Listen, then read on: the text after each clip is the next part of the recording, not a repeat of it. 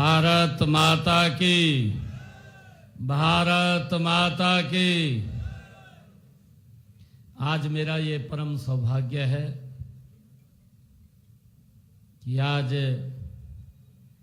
भटगांव की सरदारी में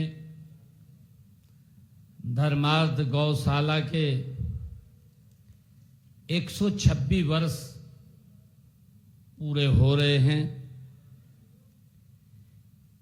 इस वार्षिकोत्सव कार्यक्रम में मुझे आप सब के बीच में आने का ये परम सौभाग्य मिला है और इस अवसर पर हमारे परम पूजनीय गीता मनीषी स्वामी ज्ञानानंद जी महाराज, जिनका हम सबको आशीर्वाद मिला है, हमारे भारतीय जनता पार्टी के हरियाणा के प्रदेश के अध्यक्ष मोहनलाल कौशिक जी, इस क्षेत्र के हमारे हरियाणा सरकार में सहयोगी मंत्री डॉक्टर अरविंद शर्मा जी, हरियाणा के हमारे कृषि मंत्री श्याम सिंह राणा जी, हमारे सरकार में कैबिनेट मंत्री कृष्णलाल पंवार जी, हमारे कैबिनेट मंत्री रणवीर गंगवा जी और हमारे गौशाला भटगांव के प्रधान अनिल दहिया जी, हमारे विधायक सोनीपत निखिल मदान जी, हमारी विधायिका राई श्रीमती कृष्णा गहलोत जी, हमारे गन्नौर के विधायक देवेंद्र कादियान जी, हमारे खरखौदा के विधायक पवन जी, गौ सेवा आयोग के चेयरमैन श्रवण गर्ग जी, सोनीपत के मेयर राजीव जैन जी और हमारे जिला के अध्यक्ष विजेंद्र मलिक जी, हमारे जिला के अध्यक्ष सोनीपत अशोक भारद्वाज जी, हमारे director general animal husbandry doctor Prem Singh ji, हमारे registrar Haryana veterinary council doctor Manjeet Kataria ji और उपस्थित गौ सेवा आयोग के अन्य पदाधिकारीगण और वह सदस्यगण, हमारे गौशालाओं के प्रदेश भर से आए हुए प्रतिनिधिगण और आज इतनी भारी संख्या में भटगांव में बैठे मेरे गो भगत महानुभाव और मेरी मातृशक्ति, मेरे युवा साथी, आप सबको मैं दोनों हाथ जोड़ करके राम राम करता हूं, प्रणाम करता हूं। आज मेरे लिए ये बहुत ही गर्व का दिन है कि भटगांव की इस पावन धरती पर आज मुझे गौशालाओं के लिए चारा अनुदान वितरण के इस राज्य स्तरीय समारोह में आकर के बड़ा गर्व महसूस हो रहा है। आज का यह समारोह हमारी संस्कृति, हमारी आस्था और हमारी संवेदनशीलता का आज ये उत्सव है। साथियों, मैं यहां उपस्थित सभी गौ भक्तों को आज आप पधारे हैं, आपका हार्दिक स्वागत और अभिनंदन करता हूं। साथियों, आज होली का महापर्व भी है। आप सबको रंगों के पावन पर्व होली की भी मैं आप सबको हार्दिक बधाई और शुभकामनाएं देता हूं।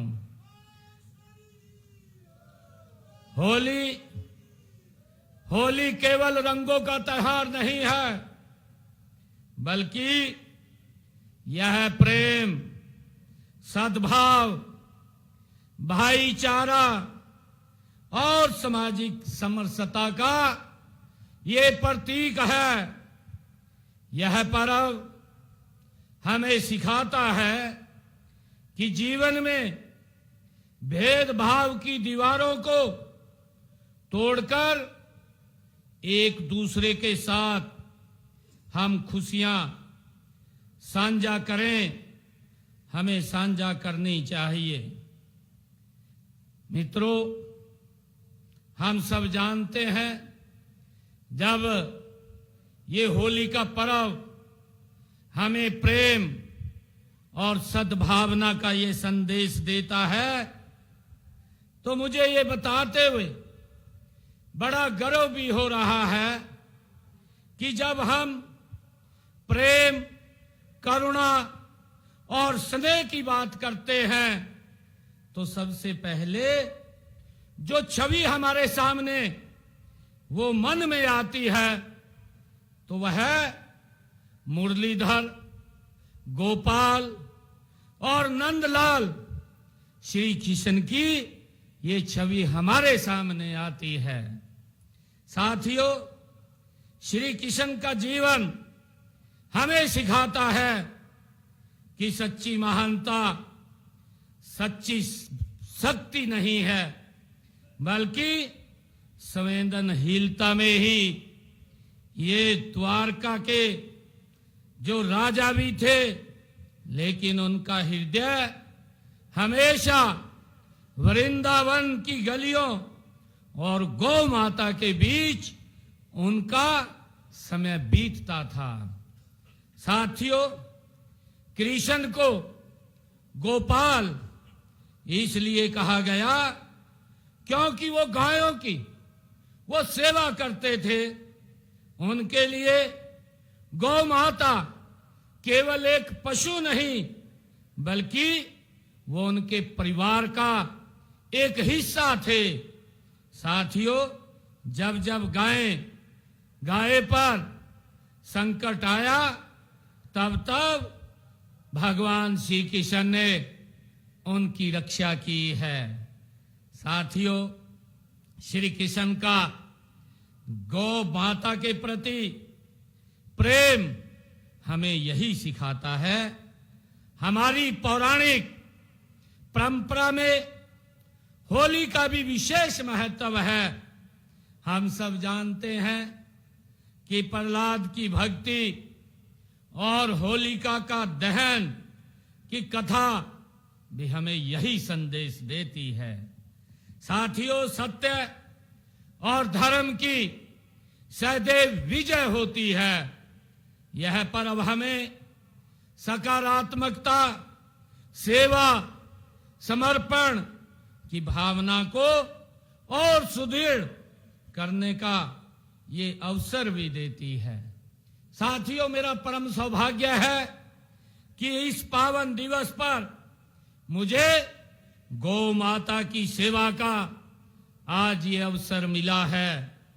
आज मैंने सोनीपत जिला की 27 पंजीकृत गौशालाओं के लिए 5 करोड़ 60 लाख रुपए के अनुदान चारा राशि आज देने का यहां से काम करेंगे। और साथियों, अगर मैं बात पूरे प्रदेश की करूं, पूरे प्रदेश के आज हमारे बीच में गौ प्रेमी गौशालाओं के प्रतिनिधिगण 602 पंजीकृत गौशालाओं के प्रतिनिधिगण के लिए आज पूरी गौशालाओं के लिए हरियाणा सरकार आज 68 करोड़ 34 लाख रुपए की चारा अनुदान राशि आज देने का काम करेगी। साथियों, मैं ये भी बताना चाहूंगा कि हमने पंजीकृत गौशालाओं को पिछले 11.25 वर्षों में सिर्फ चारे के लिए, गौ माता के चारे के लिए 457 करोड़ 41 लाख रुपए की राशि अनुदान के रूप में देने का काम किया है। साथियों, आज की राशि मिलाकर के अगर हम बात करें तो 525 करोड़ 75 लाख रुपए का ये अनुदान राशि दी जा चुकी है। साथियों, हमारे देश में गाय माता आदि काल से ही पूजनीय है। पौराणिक कथाओं के अनुसार गाय माता में सभी देवी देवता निवास करते हैं। हम सब इस बात को जानते हैं। साथियों, गौ माता को आध्यात्मिक और दिव्य गुणों की स्वामिनी भी कहा गया है। कहा जाता है कि देवताओं और असुरों के बीच हुए समंदर मंथन से निकले 14 रत्नों में से एक कामधेनु गाय वो थी। साथियों, हम सब जानते हैं गौ सेवा, गौ पालन और गौ रक्षा किसी न किसी रूप में हमारे धर्म ग्रंथों में उसका उल्लेख मिलता है। वेदों में गाय की महिमा का व्यापक रूप से वर्णन मिलता है। हमारे यहाँ गाय को माता का दर्जा दिया गया है। साथियों, गाय के इसी महत्व को देखते हुए धार्मिक एवं सामाजिक संगठनों द्वारा गौशालाओं की स्थापना पर बल दिया गया है। हमने भी गौशालाओं के विकास, गौवंश के संरक्षण और प्राकृतिक कृषि को प्रोत्साहित करने की दिशा में हरियाणा सरकार महत्वपूर्ण कदम उठा रही है। साथियों, कल ही मैंने 2026-27 का बजट पेश किया है। आप सबको ये जान करके खुशी भी होगी कि इस बजट में मैंने 7 नए राजकीय पशु औषधालय खोलने का प्रावधान भी किया है। साथियों, इनमें मुसनौता, नांगल जाट और शिव गौशाला मतलौडा, मोरखेड़ी, बेलोली, दहिमन और गौभ्यारण नैन ये शामिल हैं। और इनके अलावा मैंने कारियादू, डोंडवा, मोहम्मदपुर अहीर और ममरिया आसमपुर में 4 नए राजकीय पशु चिकित्सालय खोलने का भी उसमें घोषणा की है। हमने प्रावधान किया है। साथियों, मैं ये भी बताना चाहूंगा कि वर्ष 2014 तक हरियाणा में 215 पंजीकृत गौशालाओं में 1,75,000 गौवंश था। लेकिन इस समय इन 11 वर्षों में आज हरियाणा प्रदेश के अंदर 697 पंजीकृत गौशालाएं आज हो गई हैं। साथियों, इनमें लगभग 4 लाख से ज्यादा बेसहारा गौवंश का पालन पोषण आप सबके आशीर्वाद से हो रहा है। साथियों, मुझे खुशी भी है आज आपको बताते हुए कि एक समय था जब गौशालाओं के लिए मात्र 2 करोड़ रुपए का बजट होता था। आज मुझे खुशी है, आज हमने गौ माताओं के चारे, उनके संरक्षण उनके शेड बनाने या अन्य व्यवस्थाओं के लिए 600 करोड़ रुपए का प्रावधान किया है। कहां 2 करोड़ रुपए, कहां 600 करोड़ रुपए। महाराज जी अभी आप सबसे बात कर रहे थे, परम श्रद्धेय स्वामी ज्ञानानंद जी महाराज, वो पूछ रहे थे कि अब गौ माताओं की रक्षा सुरक्षा के लिए सरकार गति से आपकी तरफ हाथ बढ़ा रही है ताकि गौ माता को कोई परेशानी, कोई दिक्कत ना हो। साथियों, मैंने पंजीकृत गौशालाओं में से 330 गौशालाओं में सोलर ऊर्जा प्लांट लगाए गए हैं। और अब जो ये बजट मैंने जारी किया है, इस बजट में प्रावधान किया है 26-27 में प्रदेश की सभी पंजीकृत गौशालाओं को सौर ऊर्जा आधारित परिसरों में परिवर्तित कर दिया जाएगा। ये मैंने इसमें प्रावधान किया है। साथियों, मैंने गत वर्ष पंचकुला में आयोजित कार्यक्रम में गौशालाओं को ई रिक्शा देने की घोषणा की थी। मैं बताना चाहूंगा कि गौशालाओं को 820 ई रिक्शा की खरीद प्रक्रिया वो गति से आगे बढ़ रही है। जल्दी ही 820 ई रिक्शा वो भी गौशालाओं के सुपुर्द कर दी जाएंगी। साथियों, हमने गौशालाओं में 2 रुपए प्रति यूनिट की दर से बिजली उपलब्ध हमारी सरकार करवा रही है। नहीं तो पहले आप सब जानते हैं गौशाला के लिए कमर्शियल रेट पर बिजली का बिल आता था। जो हमारे गौ प्रेमी हैं, जो हमारे गौ प्रतिनिधिगण हैं, उनको बड़ी दिक्कतों का सामना करना पड़ता था, परंतु हमने उनके उस रास्ते को भी सरल करने का काम किया है।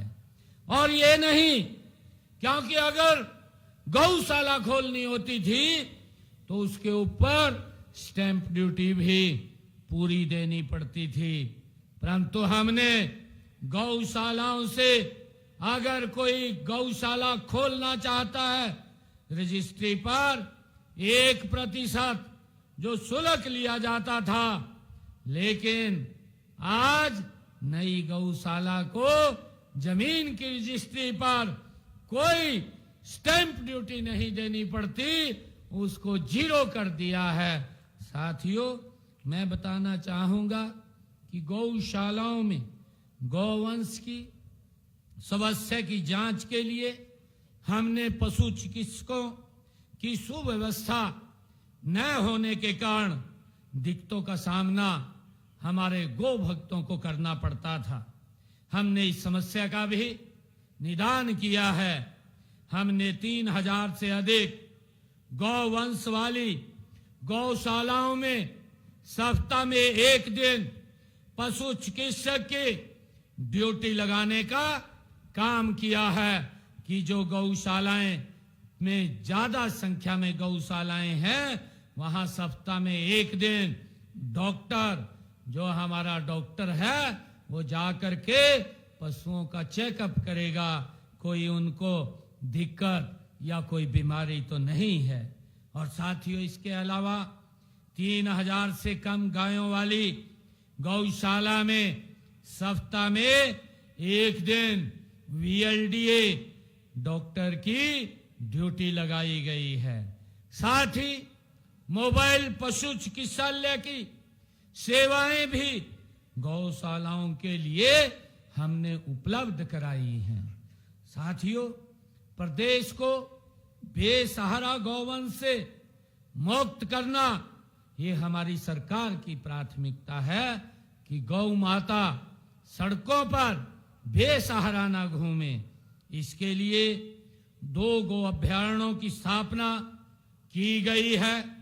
एक गांव नैन, जिला पानीपत, और दूसरा गांव ढूंढर, जिला हिसार में वो बनाया गया है और शीघ्र ही 2 और गो अभ्यारण्य जल्दी ही उनकी प्रक्रिया भी हमने पूरी कर ली है। इनमें शेड हो, चाहे पानी की बात व्यवस्था हो, और इसके लिए 8 करोड़ रुपए की राशि भी जारी की जा चुकी है।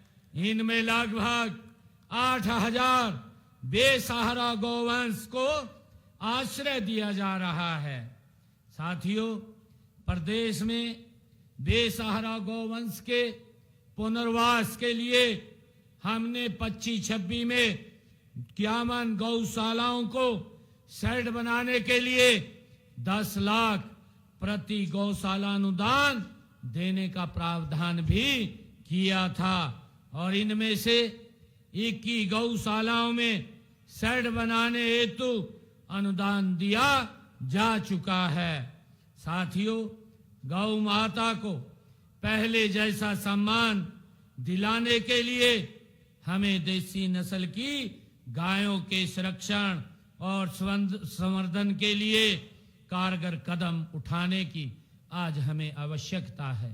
साथियों, इस दिशा में कदम उठाते हुए माननीय देश के यशस्वी प्रधानमंत्री आदरणीय नरेंद्र मोदी जी ने देसी नस्ल की गायों के संरक्षण और संवर्धन के लिए राष्ट्रीय गोकुल मिशन लागू किया है।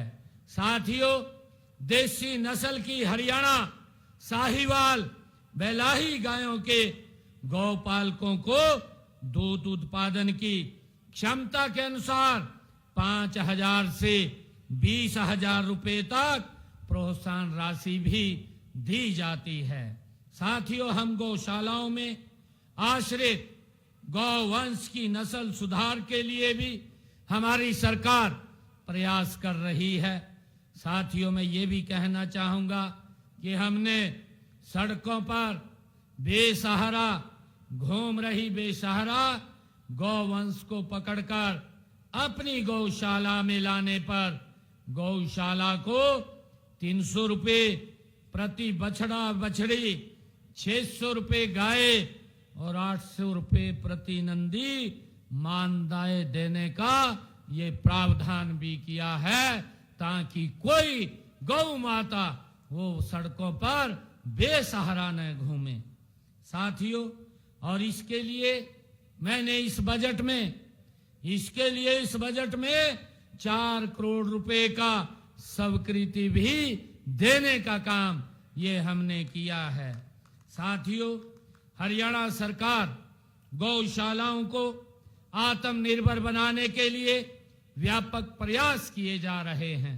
साथियों, गौशालाओं के गोबर और गौमूत्र से प्राकृतिक फिनाइल, फास्फेट से भरपूर जैविक खाद, गोबर के बर्तन, गोबर से प्राकृतिक पेंट और गमला, दिया, धूप, साबुन और अन्य उत्पाद भी बनाए जा रहे हैं। साथियों, हमने पंचगव्य उत्पादन के लिए गौशालाओं की मांग के अनुसार आवश्यक मशीनरी की खरीद के लिए मदद भी दी जा रही है। साथियों, गाय के गोबर से डंडे, धूप बत्ती और उपले, गमले की मशीन या गौमूत्र को गोवर्क, गोनाइल आदि बनाने की मशीनों पर 101 गौशालाओं को अनुदान राशि भी देने का काम ये हमारी सरकार ने किया है। साथियों, पंचगव्य आधारित उत्पादों पर अनुसंधान और विकास के लिए हरियाणा गौ वंश अनुसंधान केंद्र सुखदर्शनपुर पंचकुला में स्थापना की गई है।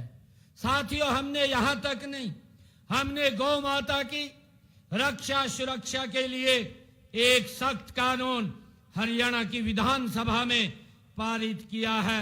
हरियाणा गौ वंश संरक्षण व गौ संवर्धन अधिनियम 2015 उसको लागू किया है।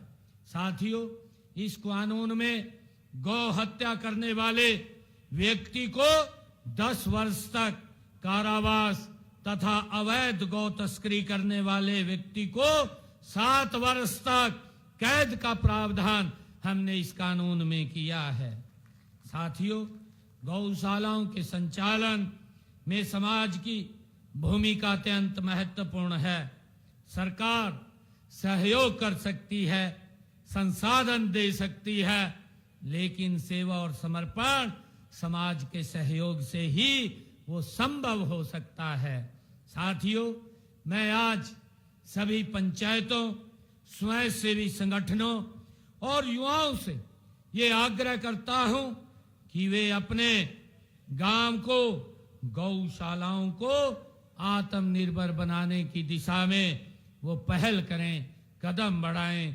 मेरा मानना है कि कानूनी प्रावधान के करने के अलावा जनमानस को गौ माता के साथ पहले की तरह जोड़ना आज बहुत जरूरी है।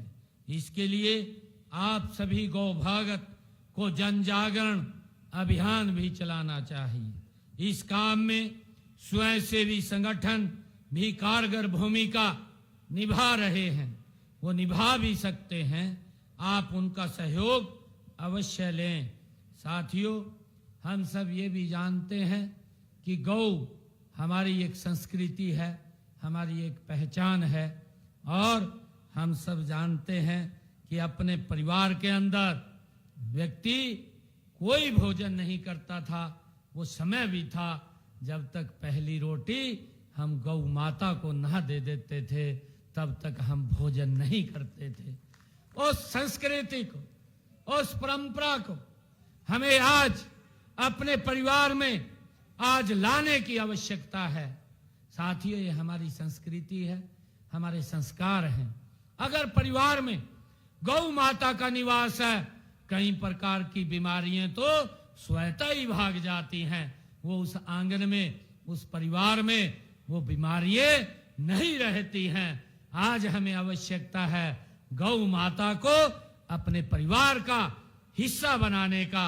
मेरा आप सब गौ प्रेमियों और गौ पालकों से अनुरोध है कि आप केंद्र और राज्य सरकार द्वारा चलाई जा रही सभी योजनाओं का पूरा आप लाभ भी उठाएं।